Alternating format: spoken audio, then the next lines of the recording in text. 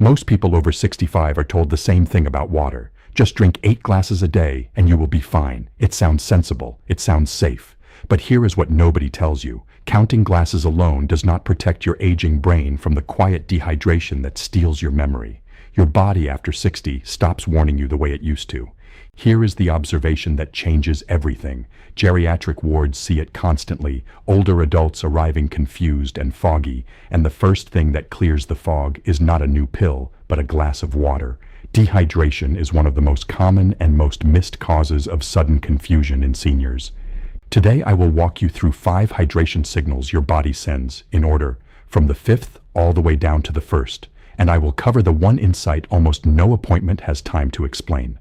The number 1 signal on this list is something almost nobody talks about. Stay with me until the end, because that one signal can change how you protect your mind for the next 10 years. Now, why does your regular doctor rarely explain this? Because the average appointment lasts about 12 minutes. In 12 minutes, a doctor can check your blood pressure and refill your prescriptions. There is simply no time to teach you how thirst itself changes as you age. So you walk out believing thirst still works like a reliable alarm. For most people over 60, that alarm has gone quiet. Nobody sat you down to explain that, because nobody had the 10 minutes it takes. I am not here to sell you a supplement or scare you into a course. This channel exists to give you the science a 12-minute appointment never has time to cover. No gimmicks, no fear, just the how and the why. That is the whole promise. And the stakes here are not small. Mild dehydration can blur your thinking, slow your steps, and make you feel unsteady rising from a chair. Left unnoticed, that is the difference between managing your own day and needing someone to help you through it. This is about keeping your independence, plain and simple. So tell me in your head right now, are you someone over 60 who rarely feels thirsty anymore? If that is you, this video was made for you. Let me explain the one mechanism behind all of this. As you age, the thirst center in your brain becomes less sensitive. Your kidneys also hold on to less water than they once did, so you can be genuinely low on fluid and feel nothing at all. Think of your younger body like a house with a loud smoke alarm. The moment things got dry, the alarm shrieked and you drank. With age, that alarm's battery weakens. The smoke can fill the room while the alarm only whispers. The danger is the same, but the warning barely reaches you. That is why you cannot rely on feeling thirsty anymore. Please do not skip this section. It is the key to everything that follows. Every signal I'm about to give you is a way to read the smoke directly, instead of waiting for a whisper of an alarm. If this is already making sense to you, tap the like button. It is the one thing that helps more seniors find this before dehydration quietly costs them. Signal number 5 is the color of your urine, first thing in the morning. This is the simplest window into your hydration you will ever have, and most people never look. Here is why it works. When you are well hydrated, your kidneys release extra water and the color runs pale. When you are low, they conserve water and the color turns deep and concentrated. It is like checking the color of tea. A weak, pale tea means plenty of water in the pot.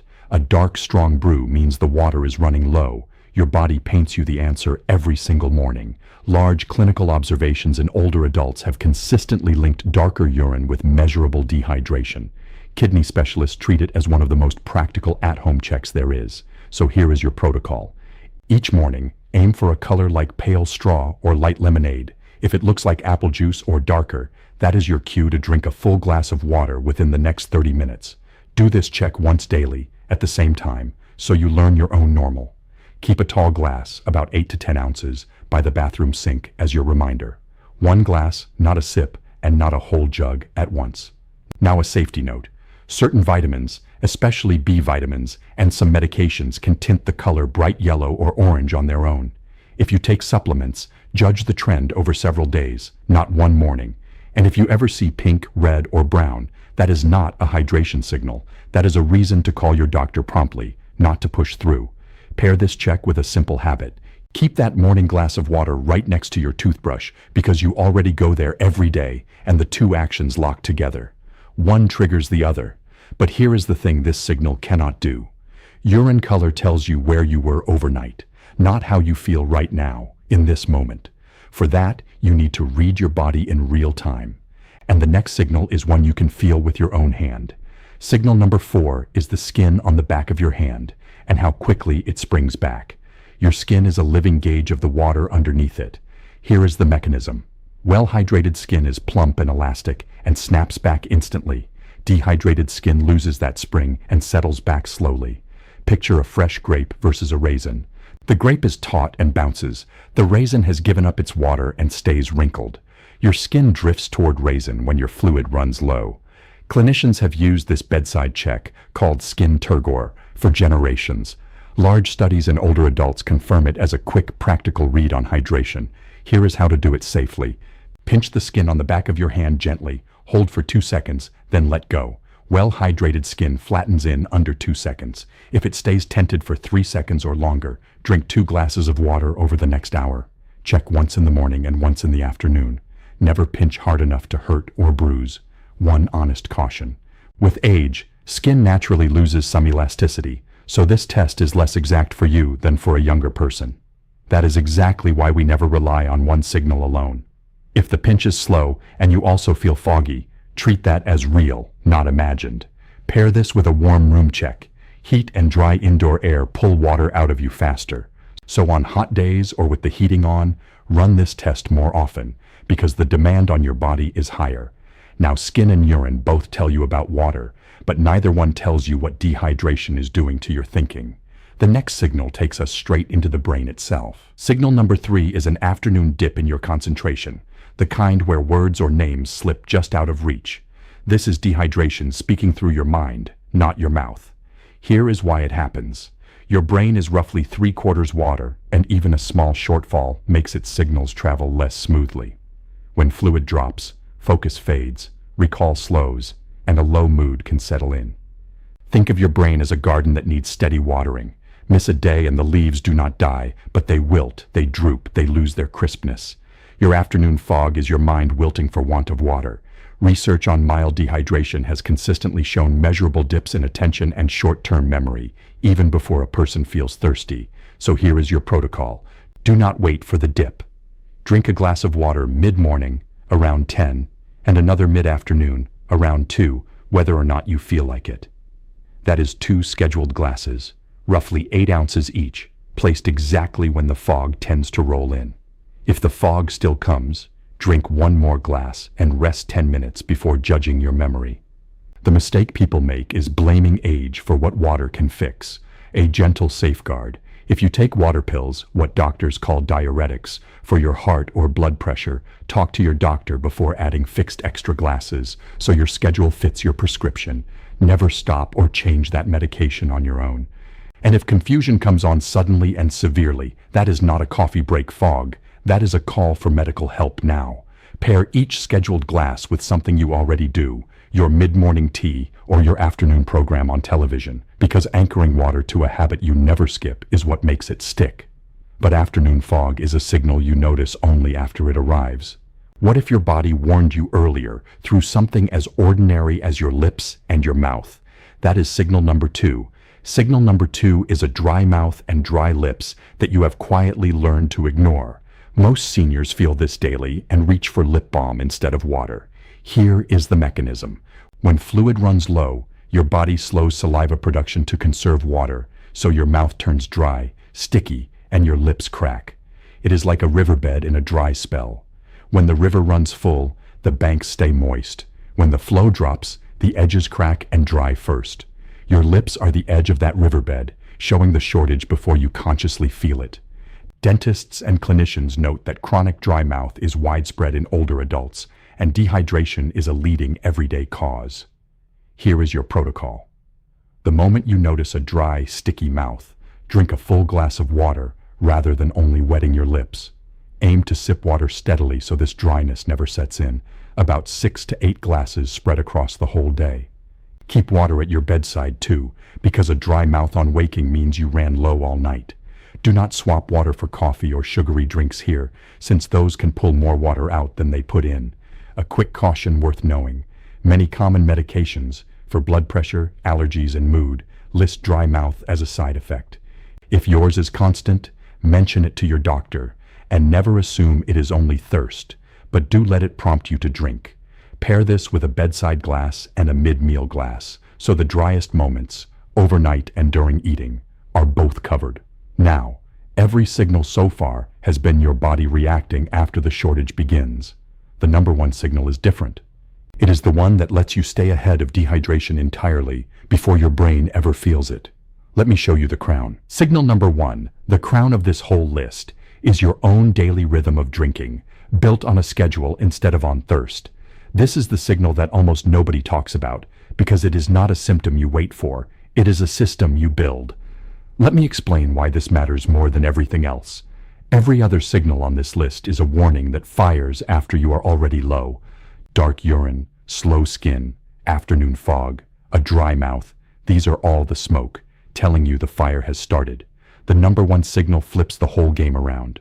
Instead of reacting to shortage, you prevent it from ever beginning. Think back to that smoke alarm with the weakening battery. You cannot make the alarm louder as you age, but you can decide never to let the room fill with smoke in the first place. A schedule is you opening the windows on a timer every day, so smoke never gathers. That is the difference between chasing dehydration and outrunning it. And for your brain, which suffers first and fastest when water runs low, outrunning it is everything. Research across aging populations has consistently found that older adults who drink on a regular schedule stay better hydrated than those who drink only when thirsty. The thirst-driven approach fails precisely because, as we covered, the thirst alarm has gone quiet. So here is your protocol, and this is the fullest one, so stay with me. Divide your water across the day into fixed anchor points. 1 glass when you wake, before anything else. 1 glass with breakfast. 1 mid-morning, around 10. 1 with lunch. 1 mid-afternoon, around 2. 1 with dinner. That is roughly 6 to 8 glasses, each about 8 ounces, landing at times you already recognize. Do not drink them all at once, because your body can only absorb so much at a time, and the rest simply passes through. Space them, steady and even, like watering a plant slowly so the soil actually holds it. Stop your fluids about 2 hours before bed, so your sleep is not broken by trips to the bathroom. Write these 6 anchors on a card on your fridge for the first 2 weeks, until the rhythm becomes automatic. Now the safety modifications, because this must fit your body. If you take diuretics or have been told by your doctor to limit fluids for a heart or kidney condition, this schedule must be adjusted to their number, not mine, so bring this exact list to your next appointment. If standing to fetch water is unsteady, keep a filled bottle within arm's reach of your chair and bed so you never choose between water and a safe walk. If you wake at night parched, keep a small glass at the bedside, but sip, do not gulp. And if you ever feel bloated, swollen, or short of breath after drinking, stop and call your doctor, because that is not normal thirst, and it matters. Pair this schedule with 2 anchors that make it effortless. First, link each glass to a fixed daily event, your medications, your meals, your favorite program, so the day itself becomes your reminder. Second, use a marked bottle or a simple checklist, so by evening you can see at a glance whether you met your 6. What gets measured gets done, and your brain is what you are protecting. So here is why I told you to wait for this one. The number one signal is not something you notice. It is something you decide once and then repeat until it protects you without a thought. Master this rhythm and every other signal on this list becomes a backup you rarely even need. That is how you guard your memory and your independence for the next 10 years, not by reacting faster, but by never falling behind in the first place. Consider a typical case documented in the rehabilitation literature, a 74-year-old woman who had been struggling with afternoon confusion and unsteadiness for months.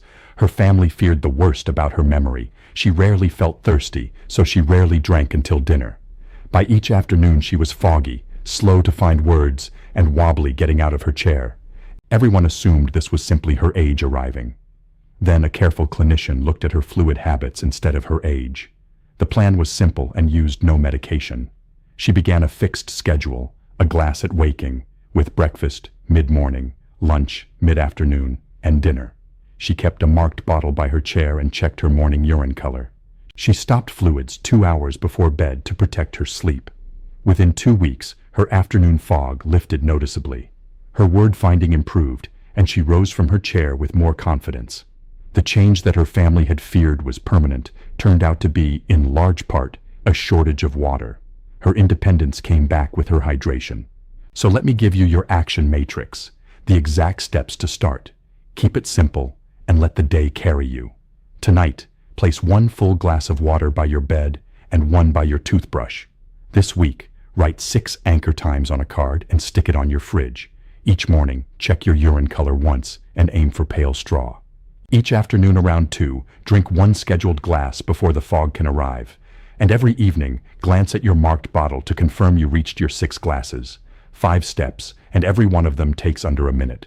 Think of someone in your life who has been more forgetful or more tired lately. A parent, a partner, a friend. Share this with them, because this might be water, not age, and that is a hopeful thing to pass along. Tell me in the comments which of these 5 you are starting tonight. Your answers decide exactly what I cover next.